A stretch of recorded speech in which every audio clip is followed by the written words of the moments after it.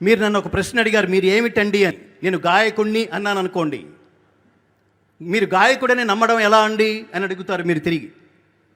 అప్పుడు నేను ఒక పాట పాడుతాను, ఏ కృష్ణ అన్నాను అనుకోండి, అవునండి కరెక్టే, మీరు పాడుతున్నారు, మీరు బాగా పాడుతున్నారు, మీరు గాయకుడే అని నమ్మేస్తారు మీరు.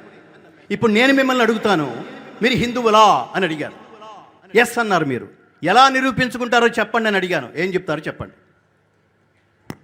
ఎంతమంది చెప్పగలరో చెప్పండి. హిందూ శబ్దం ఏమిటి, సనాతన ధర్మం ఏమిటి, మనం ఆచరించవలసింది ఏమిటి, ఇవన్నీ ప్రశ్నలు వేసుకుంటే మనకి చాలా ఆందోళనకరమైన సమాధానం వినిపిస్తుంది మిత్రులారా. నేను ఇందాక చెప్పాను, ప్రపంచంలో మిగతావన్నీ మతాలే, మతాలకు జాడ్యం ఉంది. అవేమిటంటే మీరు వేరు మేము వేరు అని చెప్పటం. రెండో మాట, మీరు చాలా లోయర్ లెవెల్లో ఎక్కడే ఉన్నారు, మేము పైన ఎక్కడో ఉన్నాం, అందుకని మీరు మాలో కలిసిపోండి, మీ తల్లిని వదిలేసి మా తల్లి దగ్గరకు వచ్చే